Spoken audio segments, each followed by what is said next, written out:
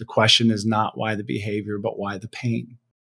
Because we judge people when they have these behaviors and we judge ourselves, not understanding that how in the world would we judge each other for wanting relief from pain? That's such a normal thing.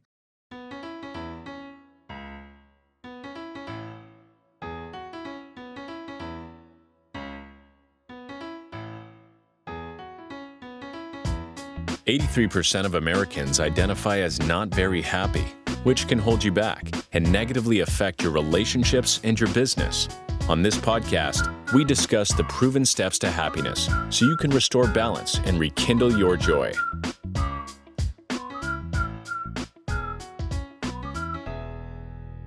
Welcome to another episode of How to Be Happier for Entrepreneurs. Hope everyone's having a fantastic day. We have a special guest from Mexico. I have known this guest for many, many years, but we've actually become pretty close in the last 6 months through his life transformation and mine as well. So welcome to the show, Chris. How are you today, brother? I'm good. Excited to be with you to add value today.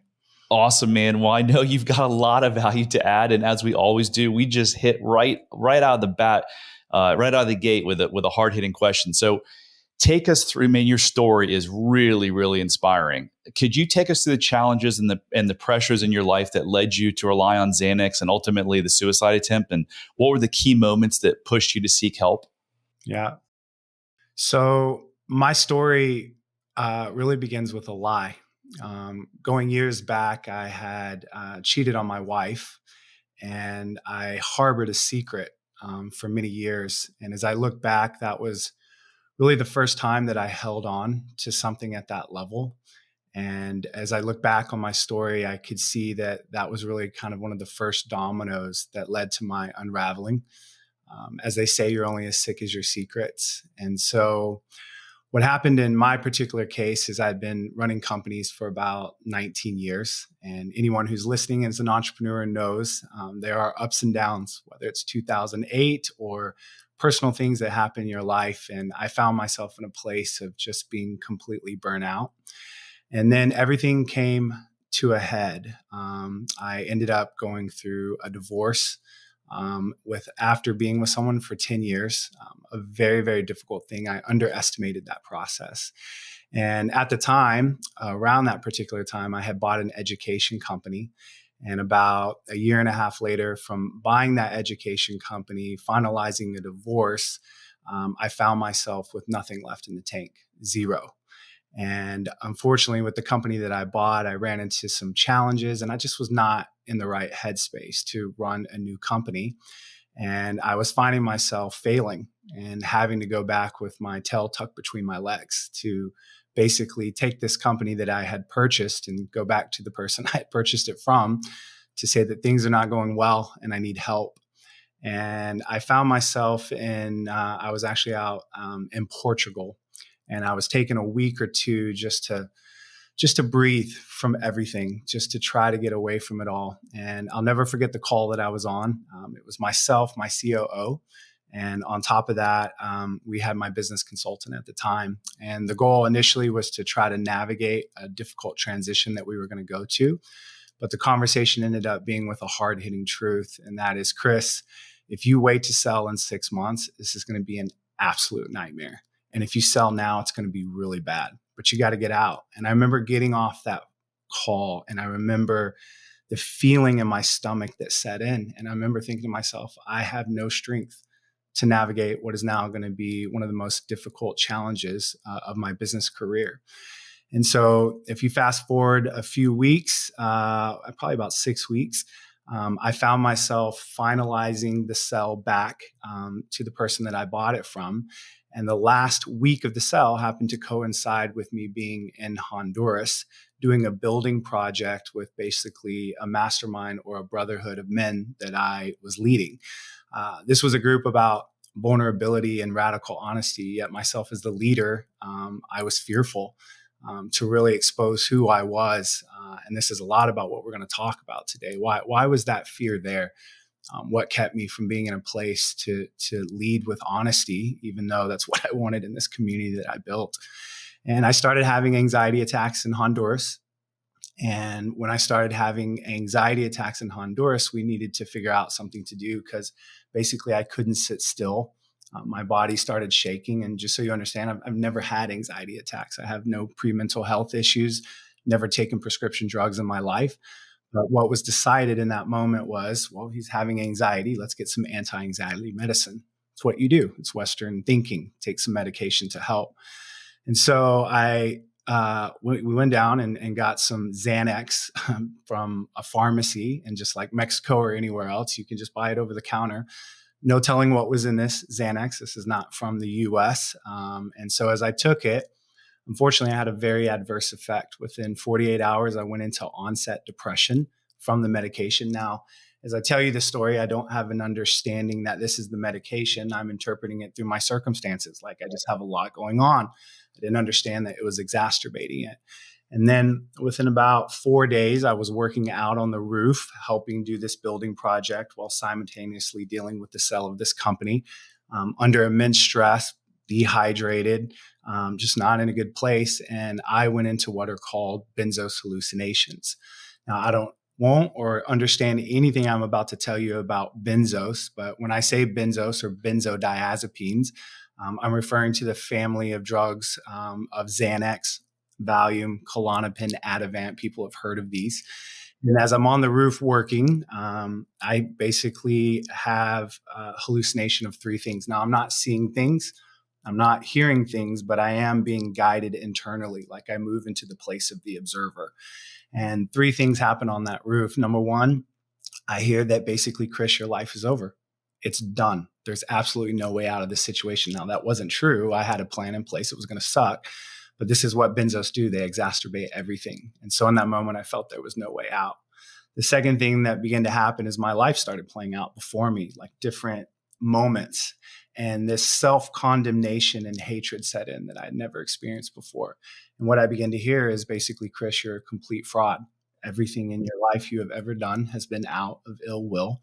And on top of that, you're just a piece of shit and you don't deserve to live. And then for the first time in my life, third thing that happened was I started to get massive suicidal ideations. Now, for those that don't know, and I didn't know at the time, benzos for certain people can create large amounts of suicidal ideation. And I heard it as clear as day. It was like marching orders. When you go back tonight to the hotel and everyone goes to sleep, you're going to grab the couple boxes of Xanax you have. You're going to swallow all of them and get into a pool to kill yourself. Wow. Whew. That's harsh, man. That is like deep. That is like hits me.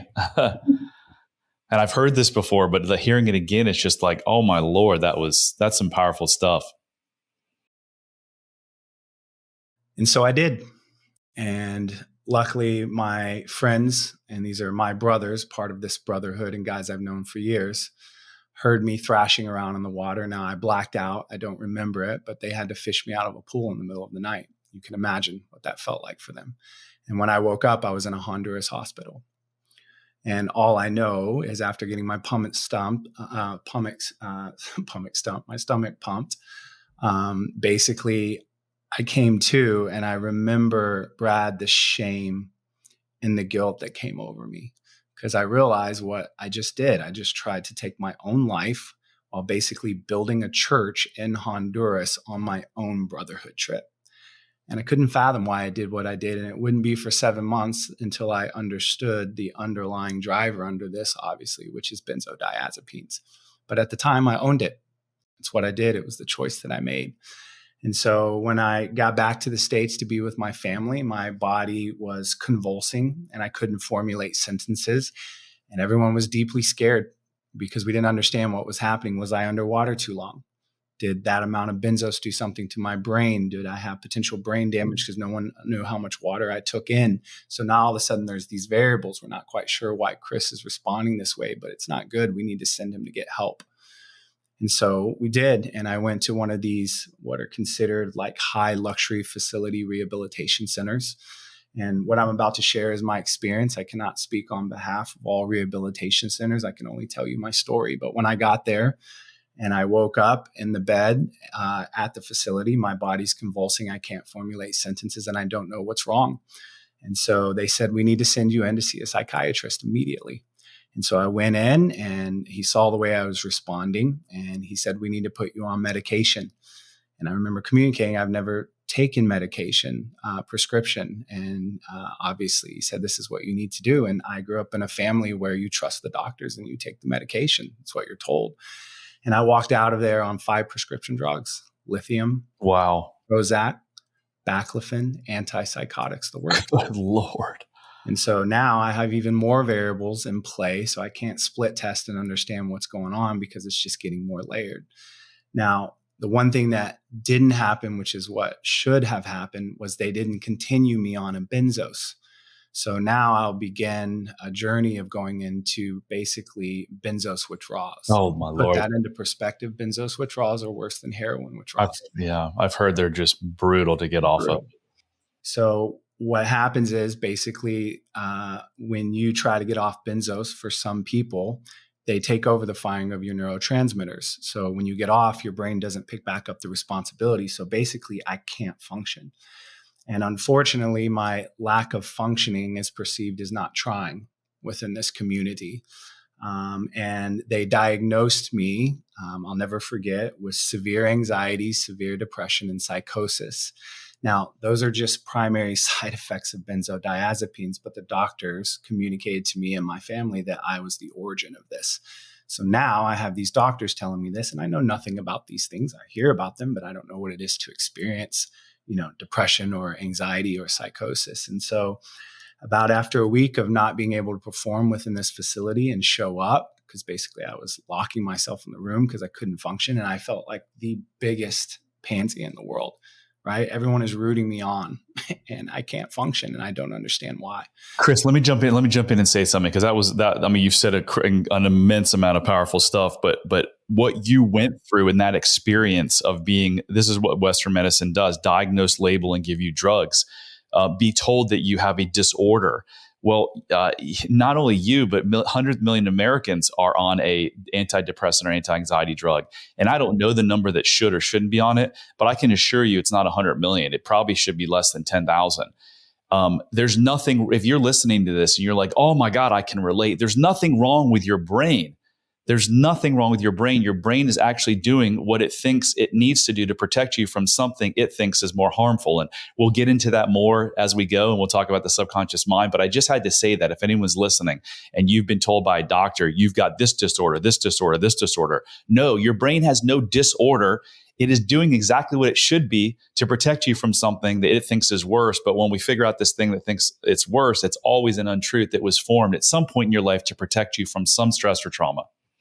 I agree. And that was my experience of my journey. So to kind of begin to fast forward and wrap up the story, because I think the most valuable part of the story is what I learned from the story itself. But I was 2-man escorted to a higher facility. After about 7 to 8 days of being in benzos, I went into acute state. And in the new facility I went into a 2-week hallucination that I was part of a sting operation and the FBI was after me and going to put me in prison for the rest of my life.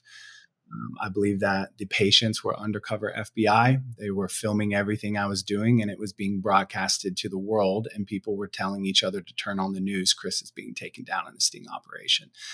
That went on for about 2 weeks. And fortunately, I got out of it because the therapist there stopped being a doctor for a minute, and she started being a mom, and she wrapped her arms around me and she started crying and she whispered in my ear, "Chris, we're not after you. We're here to help you."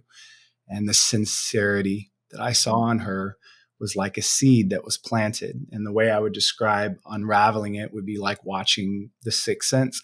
You watch the entire movie and you get to the end and realize Bruce Willis is dead. And then you have the key as they replay the movie to understand you misinterpreted it all. And that's what happened. And it scared the hell out of me that my brain could do that. And while I was there, they put me on Ativan, which is the strongest benzos there is. And I talked my way out of the facility because now I'm on a drug that's allowing my brain to function again, right? Because when you're stuck, if you take benzos, your neurotransmitters start firing again. But as I left, they said, "We need to taper you off the medication. We'll send you home with everything else except this." And they tapered me off 7 days and sent me home. To put that in perspective, there are people that take 17 months to get off Xanax, and they tapered me 7 days, sent me home to my family, and they did not communicate what was about to happen next. So when I get home, now I'm withdrawing off of Ativan, and I'm on my parents' floor in the fetal position screaming and crying. It was one of the most painful experiences of my life. What do you do? What do you do in that situation when everyone around you is not educated or informed enough, even myself, to understand what to do? So after that happening for about a week or two, my family and friends decided I should go to another facility. But there was absolutely no way I was going to go back into another facility to be on psych watch. I had people cornering me in a room trying to force feed me medication. People are going up and down the hall screaming and cutting themselves. And like 6 weeks before, I'm in Portugal on vacation. My brain can't fathom the fall, but all I know is there's no way you're going to put me in another place, because the entire time we're under the assumption that I had a mental breakdown. We're not understanding that I'm in benzos withdrawal and that benzos can do this. And so anyway, I come back to Tulum. It's where I live. And obviously, I just wanted to get back to a place of normalcy. Now, this was against everyone's will, and understandably, because coming back to Tulum meant that I was going to be myself and away from my family. And my thought process was, if I had a mental breakdown, maybe I can snap back into place by getting home and going to the beach and going to the gym. Like, I'm just so desperate because we're a couple months into this process now. And when I get back, I'm in terrible shape and I'm completely suicidal. And I start to reach out to my Tulum friends. And the very first person I reach out to is a friend who's a naturopathic doctor. And I just want to start getting off the medication as fast as I can. Now, everyone's telling me not to. When I left the facility, the number one thing they said 10 times to me was, Chris, medication management is everything. You have to keep taking all this medication. But I just intuitively felt, I don't understand what's wrong with me. I have too many drugs in my system. So we used a lot of natural vitamins and minerals to get off of everything. But the thing I couldn't get off of was the benzos. And at the time, I was in so much pain. Basically, it feels like you're being tortured alive. So after about 2.5 months, biologically, I'm breaking down. I started playing around with street drugs to see anything I could get relief. But alcohol didn't work, psilocybin didn't work, but MDMA did. And MDMA is a serotonin reuptake, which is basically what my brain needed. And when I took it, I didn't get to a position of feeling high. I just felt normal, like I snapped back into place. And what would transpire for another 3.5 months, being a total of 7 months, I would get in the most god awful cycle, but it was keeping me alive, of taking MDMA, staying up for 3 to 4 days because it removed the pain, but scared to go to sleep, because when I go to sleep and basically take Xanax again to fall asleep, not understanding I'm resetting a cycle, I just know I can't get off of it, I'll wake up in benzos withdrawal again, my body convulsing and shaking, and that will happen for as many days as I can handle it before I go back. Now, during this time, I pushed everyone out of my life because the conversations were just circular. Chris, you just need to go to Florida and go to another home. Didn't want to go to another home. And so I reached out at that time to a girl that I trusted, and she ended up being an absolute angel. She's a medicine woman, and I felt like she could handle the situation, because most people couldn't last a week or two in this situation, which is understandable. People don't know how to hold space at that level. And she dropped her life, and for 3.5 months, she took care of me full time. I was basically like a 5-year-old child. I developed agoraphobia. I couldn't leave the house. I got emaciated. My body started shutting down from this cycle. But at the end of 7 months, she sat me down and she said, Chris, I have the solution. And I'm getting to a place where I can't continue to be within this situation with you, which is understandable after 3.5 months of this process. And at 7 months before, I bought a gun with bullets. It was sitting in my house. So my deal was, I'll get whatever I can out of this life and I'll just end it, because I didn't want to die, but biologically, I can't take the pain anymore. It's too excruciating. And she said, Chris, the solution is to microdose ayahuasca, breakfast, lunch, and dinner, half a teaspoonful. I do not believe you're or had a mental breakdown. I believe that you're in benzos withdrawal. And my mentor in Costa Rica, who helps people and taught me about plant medicine, believes the same thing. And I laughed. I was like, bullshit. There's no way that ayahuasca, again, I've lived in Tulum, so I'm very aware of plant medicine, but I held that culture at length because I felt it was woo-woo. But I had no choice, because she was going to walk out the door and I was going to grab that gun. It was going to be game over. So I did it for her, and I did it because there were no other options on the table. And so I went in my room, and for 6 days, I went through the most god-awful experience of my life. I quit taking the Xanax, and I quit taking the MDMA, and my body started contorting.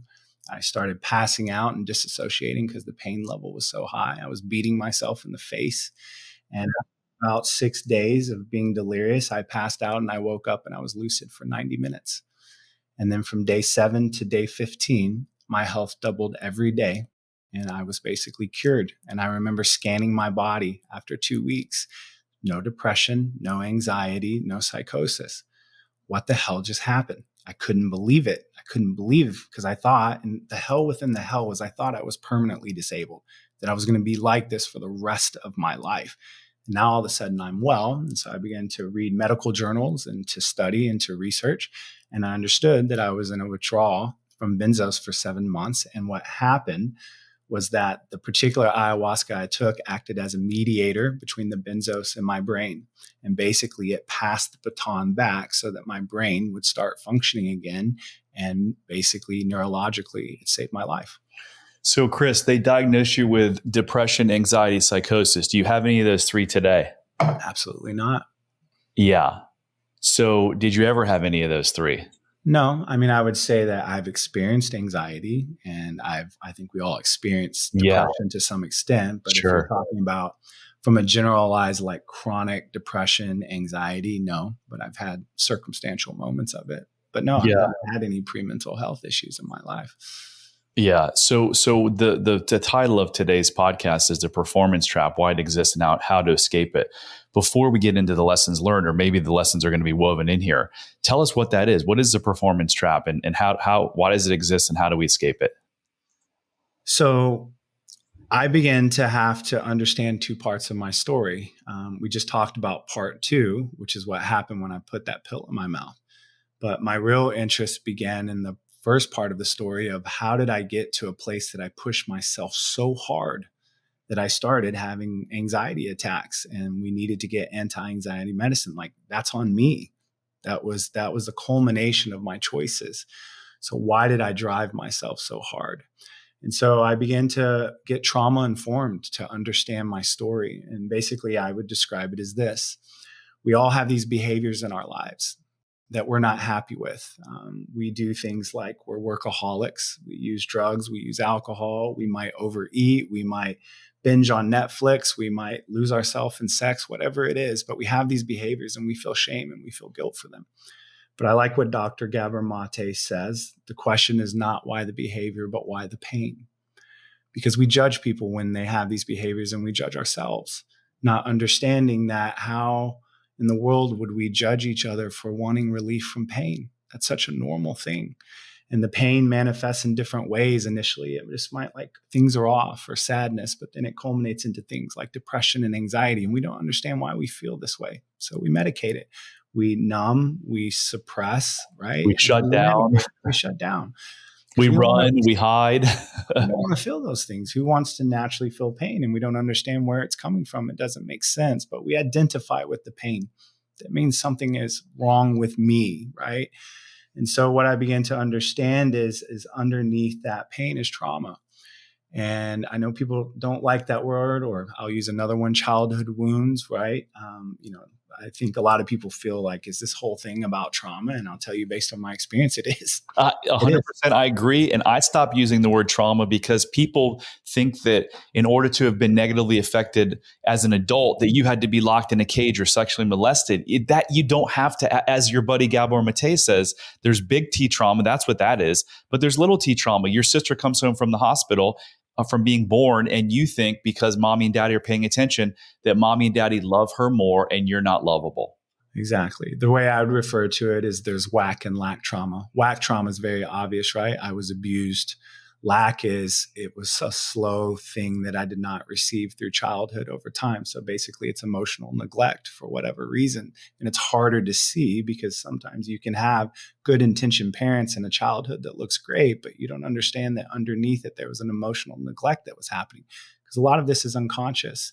Yes. And Chris, and if you do have, just like you said, but I'm going to say it a different way, if you do have these negative behaviors, and you just listed a bunch of them: overeating, shutting down, drinking, porn, working too much, depression, anxiety, it is your body's attempt at running from pain that you might even not know that exists or not.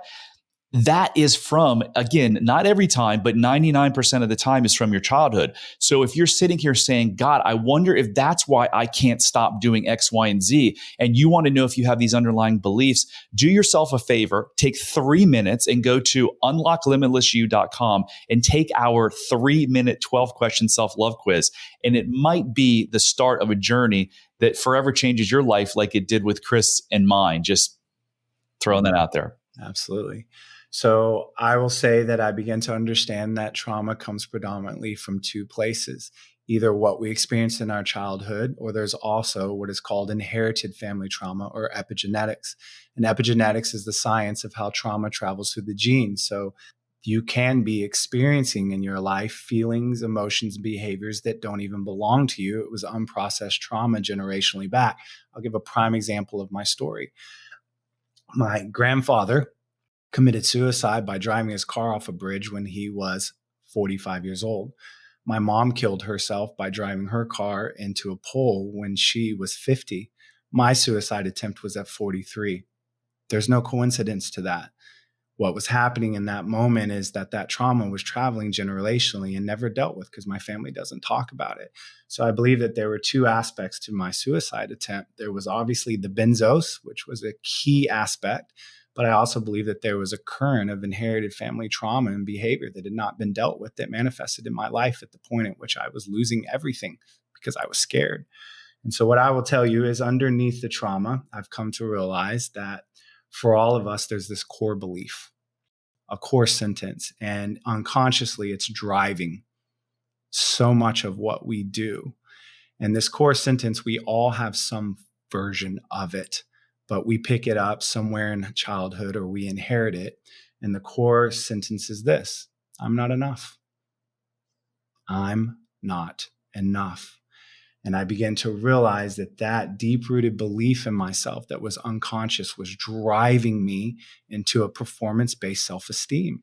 Because if I'm not enough, I have Me to wake too. up every day. I have to wake up every day and I have to prove myself to myself. Me too. Yep. To the people around me, my family, to people I don't even know and like. Yep. Amen. I did it for 47 years. I did as well. And that's what drove me. And so what I began to understand is the journey is, first of all, to become conscious of this. My particular version of that sentence is I'm inadequate. And this inadequacy drove everything that I did. And here's the irony of it. Because I was functioning from a low vibrational frequency of inadequacy, which was also fear, shame, and guilt, I would sacrifice my health, relationships, my well-being, everything around me to not feel that way. Me too. Then I would get to a place of success. And because I was being driven by inadequacy, I didn't feel adequate for it. So I'd self-sabotage. Me too. I created a roller coaster of success. And I see this amongst a lot of my peers. And basically, it's a performance-based self-esteem. And it's a dangerous place to function from. And going through my healing process, I began to realize that there is a more healthy way to function as an entrepreneur. And I will overcome the first objection that comes up. Well, that got me to where I'm at. It drove me. And I agree, it will drive you. I hear that all the time, Chris. It will cost you. But what I'm going to tell you is what got you here won't get you there. And to operate from a higher vibrational frequency of love and peace and wholeness is an entirely different operational system. But here's the deal. You'll accomplish what you want to because you'll finally be able to answer the question, how much is enough? What is enough? How many deals in my portfolio, et cetera? Because you can't answer the question, how much is enough, if you don't believe you're enough. Chris, I used to remember being at the gym, and on the months that Express Home Buyers was making a lot of money, I'd dance around the gym and be on top of the world. When we were not making money, I would feel way, way too self-conscious to dance. And now I dance. I mean, we're doing well month after month, but even if we weren't, like that's what's changed. It's not, I don't tie my self-worth to my net worth anymore. I thought that by making a bunch of money, it was going to bring me worthiness and happiness. And let me assure you, it won't ever bring you money, worthiness and happiness. Just look at all the people who are not with us anymore that had more money than they knew what to do with. Agreed. I mean, I think if I were to sum up one of the key things I understood and to know is I'm not what I have. I'm not what I do. I'm not what they think. Now, that's not news to anyone that's listening, but I will tell you, it is one thing to know it. It is another to experience and feel that every day. And the litmus test of whether or not you actually feel that is, do you wake up every day feeling like you have something to prove?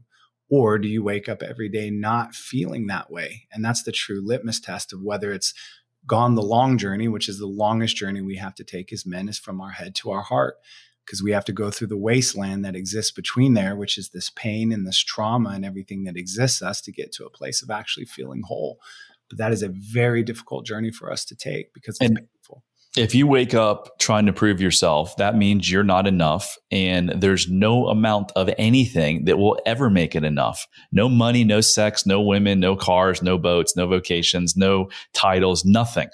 And then, but when you start to live in the truth that you are enough, isn't it freeing? Like, we had ourselves in this invisible prison, right?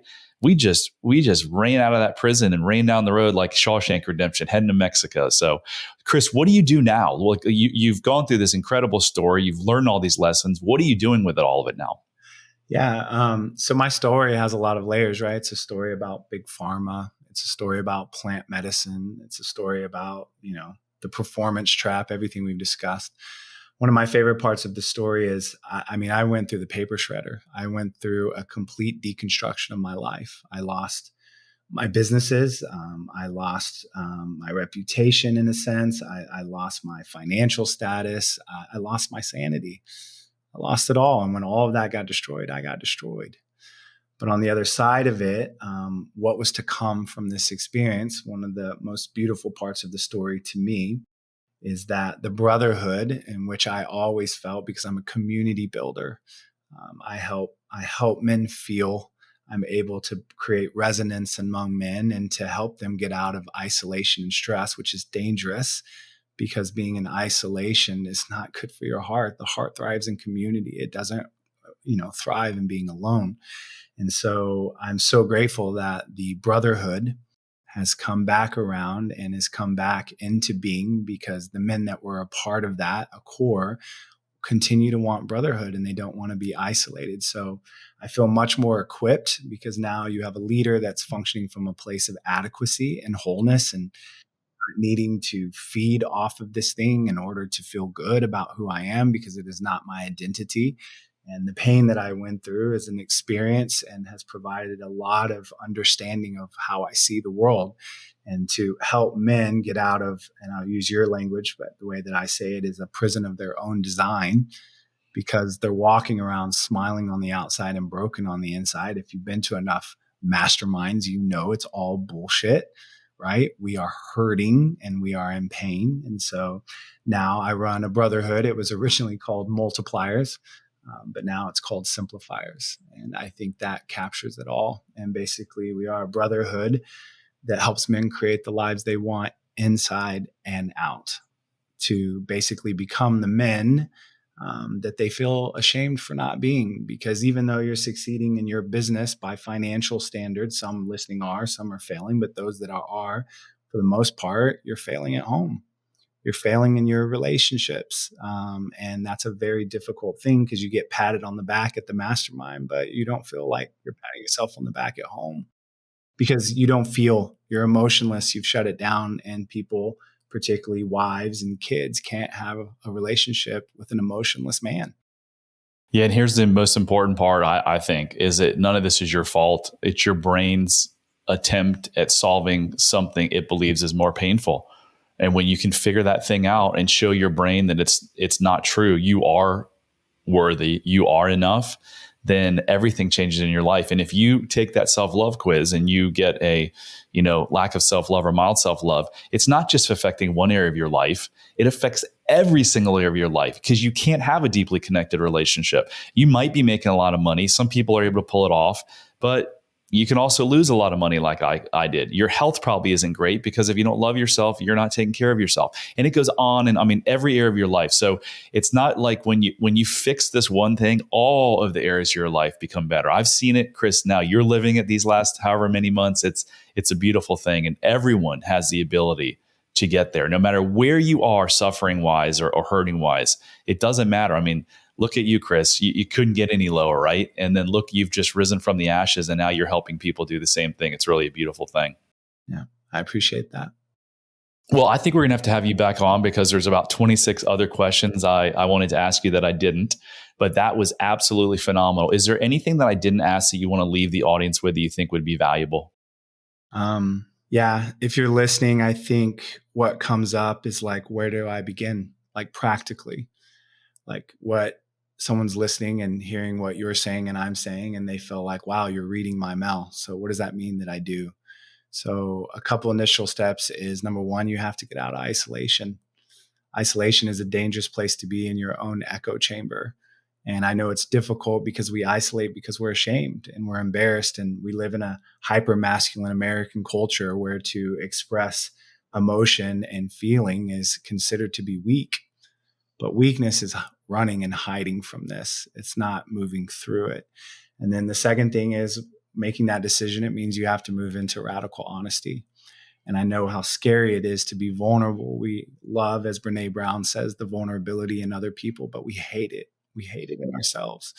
And so you have to get to a place of being radical honesty. And then from there, you have to move into getting help. And I caution people, there are a lot of people out there providing help, but there's the right help that's constructive. And then there's parts that are deconstructive. But what I'll let you know listening is there's a lot of ways inward, because this is a journey to go inward, because there are 3 disconnections in our lives. There's disconnection from our parents because of things that have happened, which is basically screwing up, which then makes us disconnected from ourselves, our inability to feel and be connected to our heart, which then disconnects us from community and people around us. And particularly for us as men, is finding resonance with other men. So you have to begin the process of healing to create those 3 connections that must be in your life in order to thrive and to feel joy and to have peace and to feel supported. Chris, I love it, man. What amazing content and some lessons you've shared. And I appreciate your vulnerability. Where can people reach you if they want to reach you?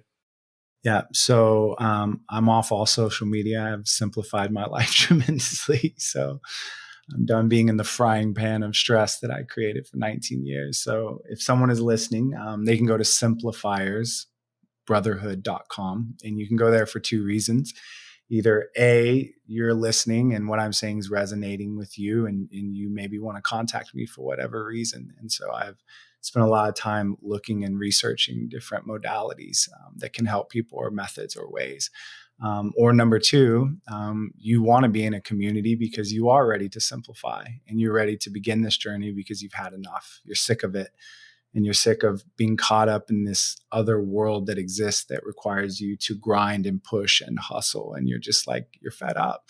And so if you want to be in a community in which you don't have anything to prove and you can be yourself and it's safe and it's secure to talk about the hard shit, then go to simplifiersbrotherhood.com and we can have a conversation about it. Thanks, Chris. And if you know anyone who's struggling to the point where they're thinking about taking their life, please reach out to me or Chris. My cell phone is actually on unlocklimitlessyou.com/Brad. Suicide, if we can prevent, any amount of suicide, that would be a beautiful thing. So if you're struggling, if you're suffering, if you know someone, reach out to us. Chris, that was awesome. I appreciate it. Remember, guys, I'm on a journey here to help 1 million people, and I can't do this alone. So if you like this show, please rate it, review it, share it. Anything you can do to get the word out, we need your help. So anyway, until next time, love heals all. Hit subscribe if you don't want to miss out on more life-changing content. And if you're struggling, you don't have to. Go to bradchandler.com/contact. There, you can join the Facebook community of like-minded entrepreneurs, and you'll see a button to schedule your freedom and happiness call. See you on the next episode.